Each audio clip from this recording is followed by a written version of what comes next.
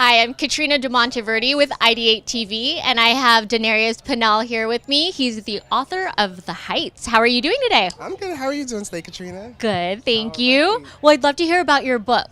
Yes, ma'am. So The Heights is basically a book series, and the book series I use real people to help create visual aids while you're reading the book. It helps enhances your experience. So kind of like ASMR when people help has things that help calms them.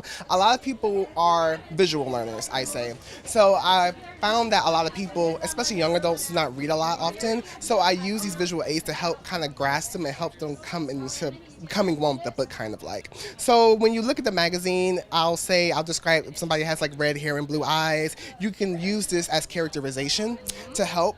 And once you see the person's name, so while you're reading the book, you can say, oh, that's Parker, or that's Stephanie, oh, that's Mike.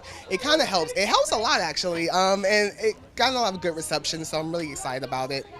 And I'm working on the second one right now, so I really hope that this one is kind of something that will help a lot of people around the world. I mean, like, it's really crazy that I don't think at least a lot of young people don't read now. So I really do like the fact that people are starting now to become more involved, especially with books. So I'm excited to be here at the book fair around people who share the same interest in me per se. And I really want to introduce this to everybody. So, what exactly is the book about?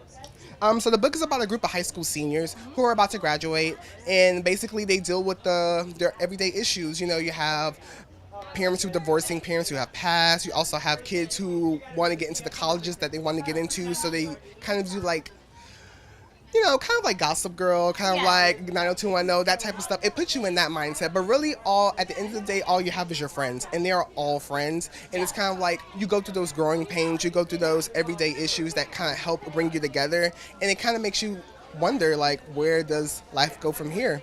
And especially your senior year, that's a very stressful time of your SATs. You know, you have those. So it's very relatable. It's very relatable. I try to bring it, and I try to make it as normal as possible when I was writing it, and try to make it seem like it's everyday people, not your typical rich.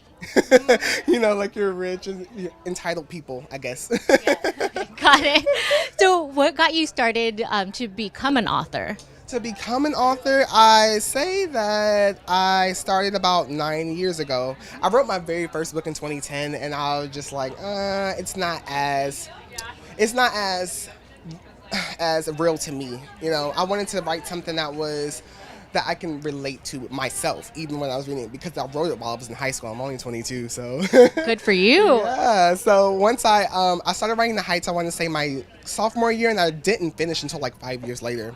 And then really the whole characterization part came to when I was watching a lot of stuff on TV, and I see that a lot of books nowadays are like, a lot of people like turn books into TV shows for some odd reason. So I was just like, well, let me just do like reverse psychology and just kind of like bring that aspect back, and then use like visual aids so that way you're still reading. That way you're still picking up paper and actually like looking at it. So you won't have to rely on something to come on TV, you know?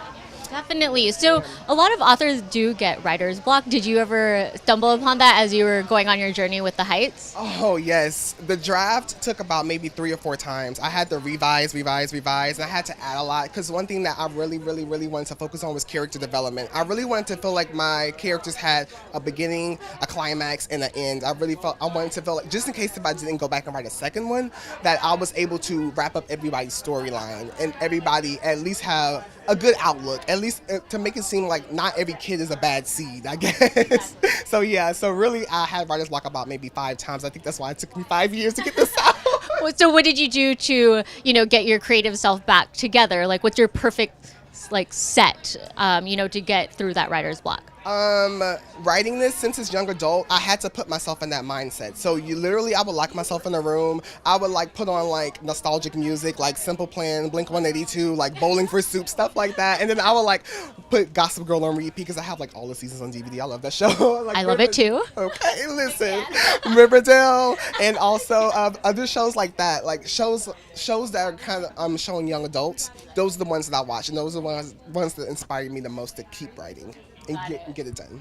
So being so young, where do you see yourself in the next 5 years? Seeing myself in the next 5 years, hopefully, I want to be on the level with J.K. Rowling and Stephanie Meyer, honestly.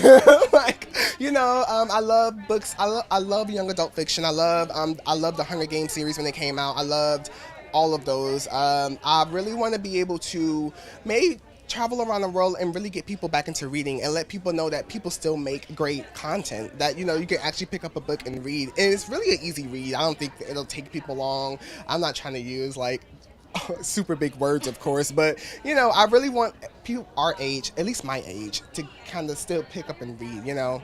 So yeah, that's really my goal. I really want to be able to inspire people to get back reading, and I also for myself, I really wanted to be able to travel the world and journey and just get people involved and kind of make the Heights a movement, I guess. Nice. Well, good for you and congratulations. Thank you so much. Thank Yeah. you so much for this. I really Yes. appreciate it. No, definitely. And thank you again for telling us about the Heights, and good luck with everything that you're doing. Okay, thank you so much. You're welcome. I'm Catrina Demonteverde with IdeateTV.